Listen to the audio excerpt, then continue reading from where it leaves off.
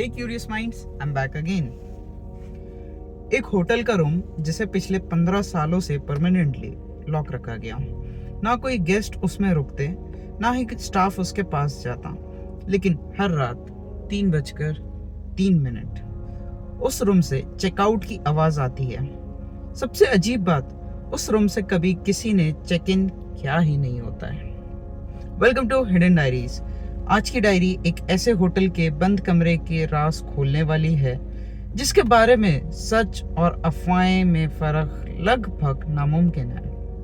Video and तक जरूर देखिए क्योंकि हर नया मिनट एक नया राज खोलेगा जो पिछले राज से भी ज्यादा खौफनाक होगा। शिमला के पहाड़ों के बीच एक पुरानी होटल थी, होटल सिल्वर क्रेस्ट। दिन के वक्त होटल बिल्कुल नॉर्मल दिखता। टूरिस्ट आते, फोटोज लेते और बिना किसी शक के अपना स्टे एंजॉय करते। लेकिन रात होते ही होटल का तीसरा फ्लोर बंद कर दिया जाता। लिफ्ट वहां जाना ही बंद कर देती है। स्टाफ भी उस फ्लोर पर कभी अकेला नहीं जाता। सब इस बात को सिर्फ एक पुराना सस्पेंशन कहकर टाल देते हैं, सुपरस्टिशन कहकर टाल देते हैं। लेकिन सच उससे कहीं ज्यादा डरावना था। आरफ एक इन्वेस्टिगेटिव कंटेंट क्रिएटर था। उसका चैनल सिर्फ उन मिस्ट्रीज को कवर करता जिनके पीछे कुछ ना कुछ सच छुपा होता। एक दिन उसे एक अनोनिमसली कुरियर मिला। अंदर एक पुरानी होटल की थी। उस पर ब्रास प्लेट लगी थी 307 और एक फोल्डेड पेपर। उसमें सिर्फ इतना लिखा था, अगर हिम्मत है तो रूम नंबर 307 में एक रात बिता कर बता। नीचे कोई नाम नहीं था, ना एड्रेस, सिर्फ होटल का नाम। आरफ ने चैलेंज एक्सेप्ट कर लिया। 2 दिन बाद वो होटल सिल्वर क्रेस्ट पहुंच गया।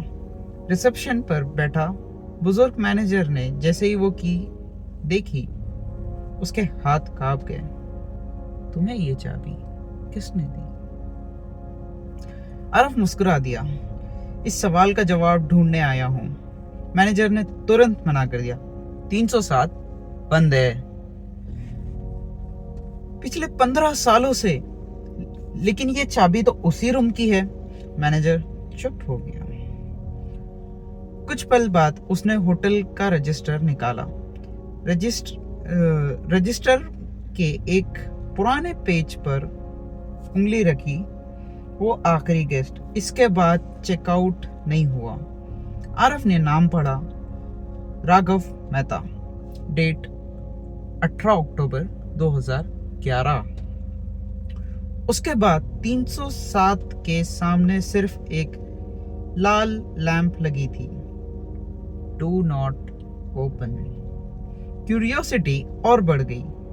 काफी रिक्वेस्ट के बाद मैनेजर ने सिर्फ एक चाबी उसे दे दी। रात 3:03। चाहे कुछ भी सुनाए दे, दरवाजा मत खोलना। आरफ हंस पड़ा। ये लाइन मैंने बहुत फिल्म्स में सुनी है। मैनेजर ने उसकी आंखों में देखते हुए कहा, फिल्म्स में लोग एक्टिंग करते हैं, यहाँ लोग गायब हो जाते हैं। रात 11 बजे आरफ तीसरे फ्लोर पर पहुंच गया। पूरा कॉरिडोर अंधेरे में डूबा।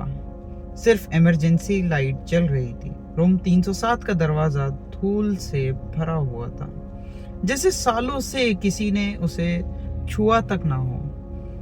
उसने चाबी लॉक में डाली और एक अजीब सी आवाज आई, क्लिक। दरवाजा खुल गया। अंदर की हवा बर्फ जैसी ठंडी थी। रूम में एक बेड, एक कुर्सी, एक अलमारी और सामने एक बड़ा पुराना मिरर। सब कुछ बिल्कुल वैसे ही था जैसे कोई आदमी अभी कुछ देर पहले ही रूम छोड़कर गया हो। बेड पर हल्की सी बेडशीट बिखरी हुई थी। टेबल पर आधा भरा हुआ पानी का गिलास रखा था और दीवार की घड़ी रुकी हुई थी 3:03 पर। आरफ ने कैमरा ऑन किया। यहाँ तो सब नॉर्मल लग रहा था। जैसे ही उसने ये कहा, बाथरूम का टैप अपने आप चल पड़ा। पानी गिरने की आवाज पूरे रूम में गूंज रही थी। आरफ तुरंत बाथरूम की तरफ दौड़ा। अंदर कोई नहीं था। टैप बंद किया, वापस मुड़ा तो मिरर में उसने किसी को बेड के कोने में बैठा हुआ देखा। सफेद कपड़े, झुककर बैठा हुआ। आरफ ने तुरंत पीछे देखा, बेड खाली था। दोबारा मिरर की तरफ नजर गई, अब वहां भी कोई नहीं था। उसने खुद को समझाया, स्ट्रेस हो गया। लेकिन उसका कैमरा अब भी रिकॉर्ड कर रहा था और कैमरे की स्क्रीन पर बेड अब भी खाली नहीं था। उस पर कोई बैठा हुआ था जो धीरे धीरे अपना सिर उठा रहा था। आरफ ने कैमरे की स्क्रीन को देखा, फिर असली बेड को। कैमरे में कोई नहीं था, असल में कोई नहीं था। उसका गला सूख गया। अब तभी रूम की लाइन फोन की घंटी बज उठी।